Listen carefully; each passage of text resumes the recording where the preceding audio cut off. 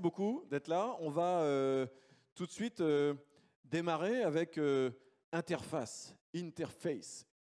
On est très heureux, très fiers et très honorés de votre présence parce que, alors je ne sais pas si vous connaissez ce groupe, mais vous allez le découvrir. It's an amazing company, very involved in sustainability, a very innovative company, and a terrific history between biomimicry and this company through Ray Anderson. You're going to say a few words about him. Je ne sais pas si vous savez, mais vous avez marché sur des dalles de moquette interface au niveau S1. Et ces dalles de moquette sont doublement bio-inspirées d'une certaine manière. D'abord, cette idée assez géniale qui consiste à dire, mais finalement, quand on observe un tapis de feuilles mortes en forêt, c'est plein d'unités, de plein de couleurs différentes qui réussissent à faire un ensemble assez harmonieux. Pourquoi vendre des tapis de moquette à coups de rouleaux de 4 mètres de large qui produisent beaucoup de déchets? Et donc, essayons de couper les morceaux et de les vendre différemment. Et puis, cette petite innovation à travers ce petit sticker qui permet de les solidariser, une espèce de gecko effect, avec encore une fois cette interrogation assez simple en observant le vivant qui consiste à dire mais pourquoi est-ce qu'on enduit l'intégralité de la surface d'une moquette de colle pour juste la poser par terre et marcher dessus? Le gecko, avec un point de fixation, réussit à adhérer parfaitement à n'importe quelle surface. Et donc, ils ont développé un petit sticker qui réduit par une quantité de 20, je crois, la quantité de matière nécessaire à... Je vais m'arrêter là parce que je n'aurais pas mangé le plat de résistance. Merci beaucoup, Eric. Eric va parler en français et Jeanne Van Arkel can speak in English. Thank you very much for being here.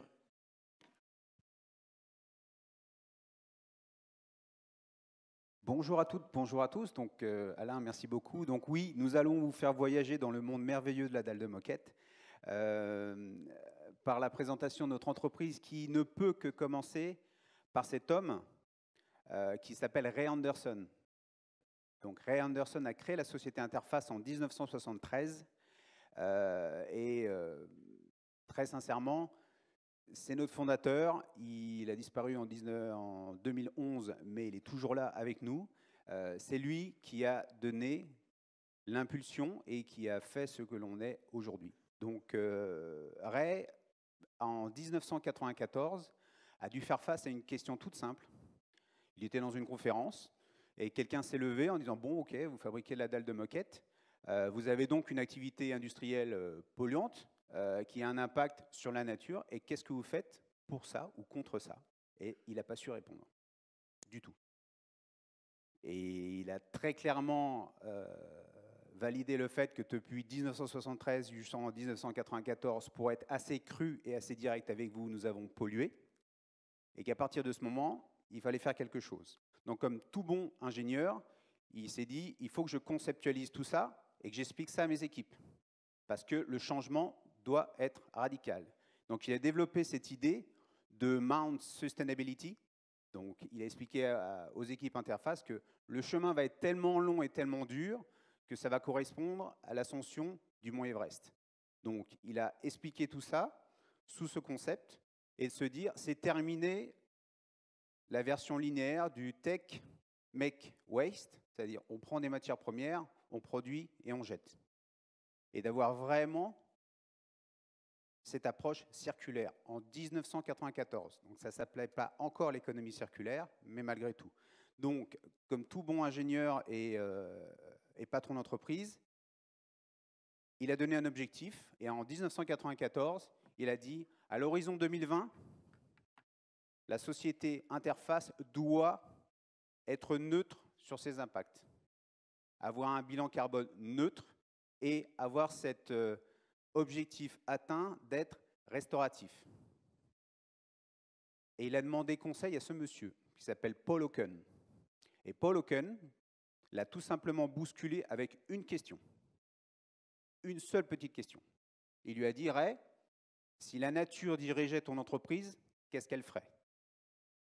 Et là, gros moment de solitude. Donc ça a pris 2 ans de travail pour définir ça, ce qu'on appelle les 7 faces de l'ascension. Alors ça peut aujourd'hui, en 2018, vous paraître comme assez banal et assez simple en termes de feuille de route. Gardez à l'esprit que ça vient de 1994 et que ça a été mis en œuvre en 1996.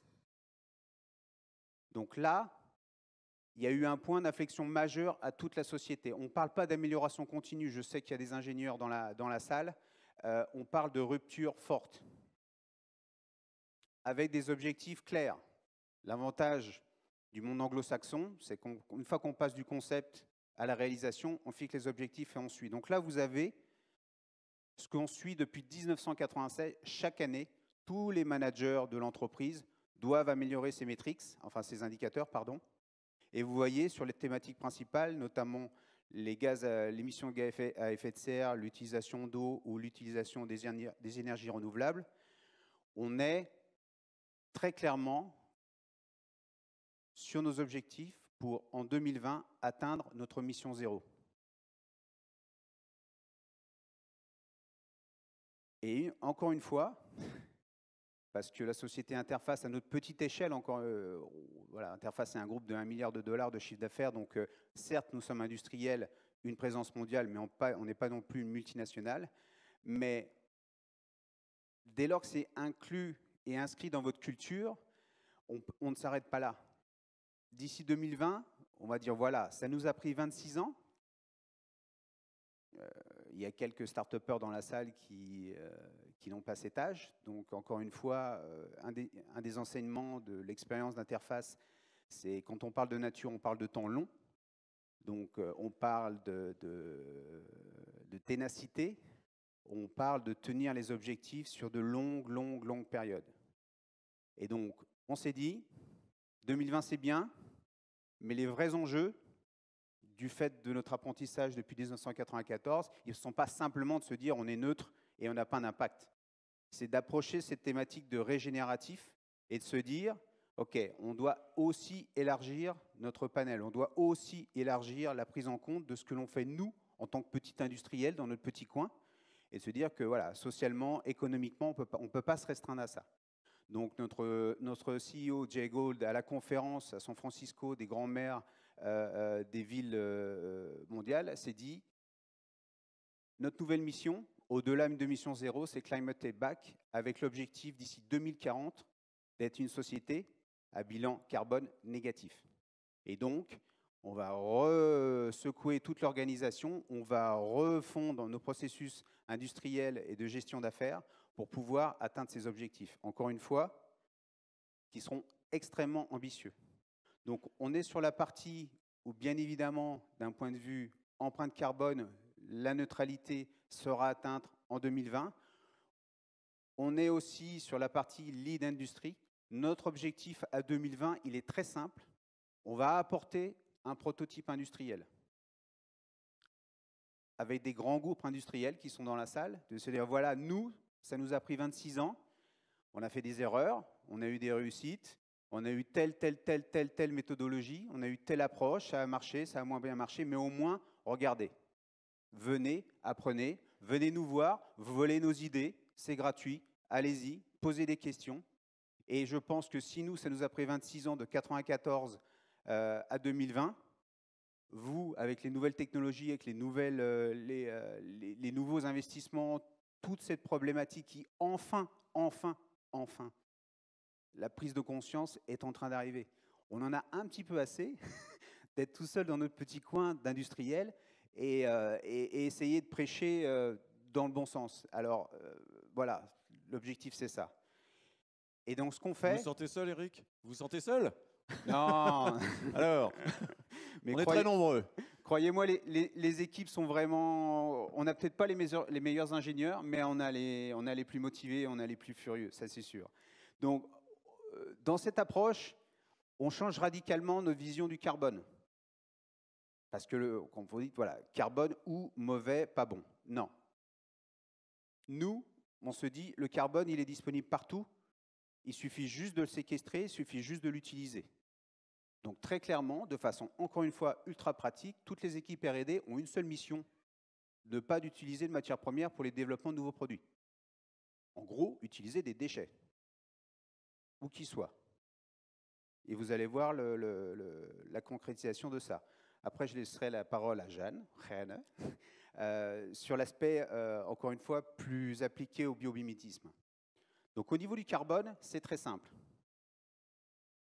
Un message simple, utilisez ce qui est autour de nous. Tous les déchets possibles qui sont disponibles localement, encore une fois. Et vu qu'on a des furieux en recherche et développement, ils ont réussi à le faire. Ce que vous voyez là, je sais que ce n'est pas très sexy, ça s'appelle une dalle de moquette, mais c'est une dalle de moquette avec un bilan carbone négatif de moins 2 kg au mètre carré.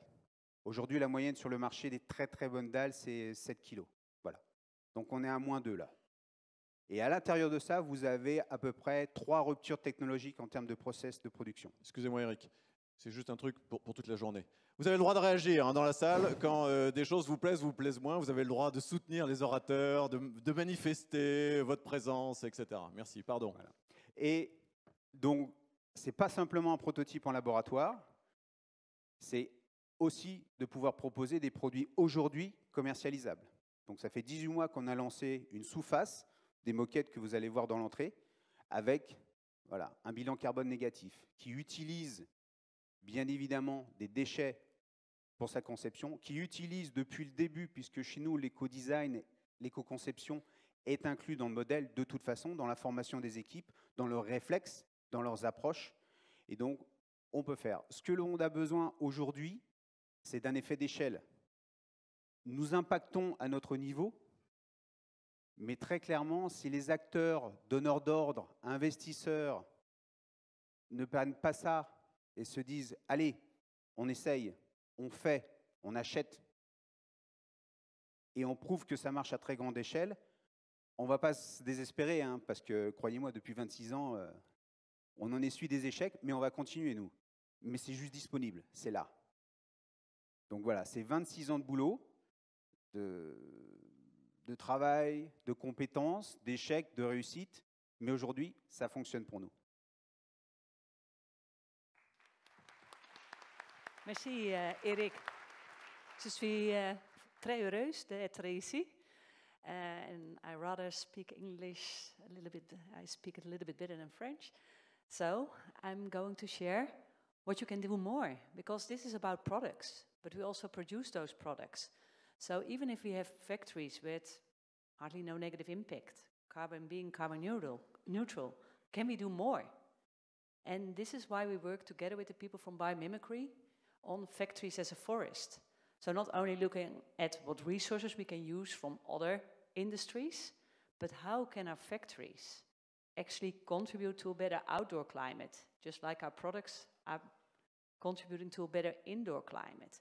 Imagine what this would mean if you have cities that function as a forest. And I saw already great examples in the exhibitions area on that perspective.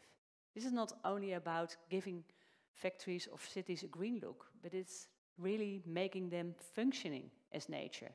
I think that's what was the point that Gautier Chapelle tried to bring across. We really need not only to learn from nature, but really function as nature.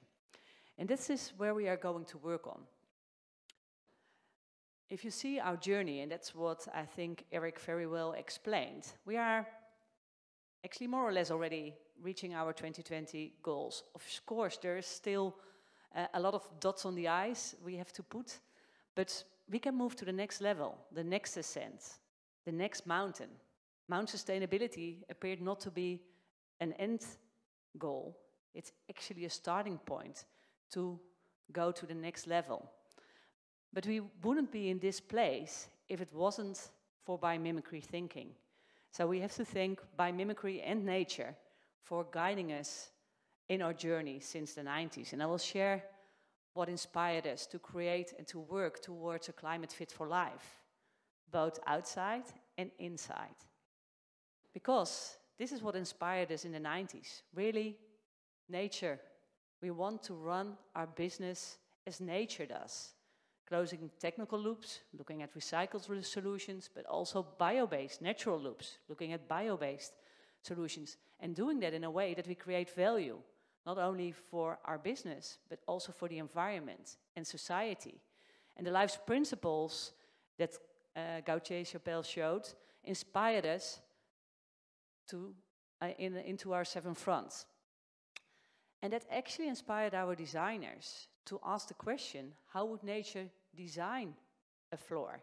Which is a very relevant question. You can ask for whatever you are designing. And they went out to the woods, and it was autumn like it is today. And they saw all the leaves, different in shape, different in color, on the forest floor. And altogether, they looked really pretty cool. But they were all different. How is this possible? This is not how we work in industry. Yeah? Everything needs to be the same. So they actually came up with what we call random design, where every carpet tile is a little bit different by design. But if you put them all together, it really looks beautiful. Nowadays, it's 45% of our turnover, just thanks to the question, how would nature design? But then, of course, it's even more interesting to ask, how would nature produce? So we found ways to produce our products with less materials, just as smart as nature does, but also work together with our supply chain to develop recycled materials, not only from reclaimed carpet yarn, but also combining it with fish nets from the commercial fishing industry, but also from regions where those ghost nets, which are dumped into our oceans, are actually causing problems to biodiversity. And we are finding other ways of using bio-based materials, and even are able to create products that have a negative footprint. And this is where our journey continues. But it's also about the way you do business. It's not only enough if you let yourself inspire for your products and processes. In which system do you place your products? Is there a take-back system? Are you able to reuse, to repair, to recycle your products in the end? The shorter the loop, the better. And that's, of course, the same way nature works. There's all this gradation.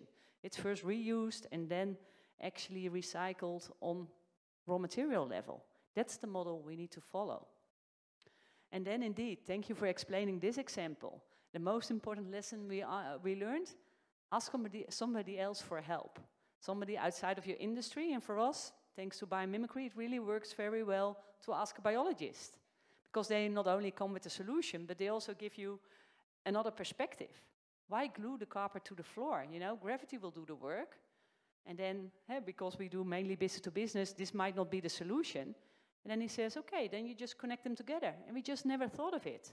And therefore, we have been able to create a solution that not only reduces 90% of the CO2 impact of an installation method, but also contributes to a more healthy indoor air quality. Because that's what it's all about. You know, customers choose our products because they want to have an inspiring interior and a healthy indoor air climate. As we like to call it, they like to have a positive space. But how on earth can a space be positive if it's not a sustainable space? But this is the case as well. So we don't want to forget as humans as well. We need to realize that we are nature and that we actually feel most well when we are outside. So how can we bring it back or bring inside that feeling of well-being? And that's called biophilic design. And I saw some workshops around that as well. There are actually quite some simple principles you can use, which is about nature in the space, the analog of nature, as the carpets on the top floor, but also creating spaces that people can hide or connect together or work on their own. One thing I know for sure, that it will increase well-being. It's scientifically proven, creativity, and even productivity. The only thing we have to do is to reconnect with nature for our own well-being, but also for the well-being of the planet. Thank you very much, Jeanne.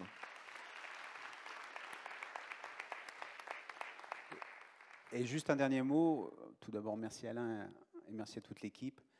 C'est possible. Voilà. Il n'y a pas que des grands méchants industriels. Il y a des petits gentils industriels. Et on peut le faire. Voilà. Encore une fois, en 2020, nous partagerons ce prototype industriel, ce modèle économique avec tout le monde. Donc, allez-y, battez-vous, ne lâchez rien.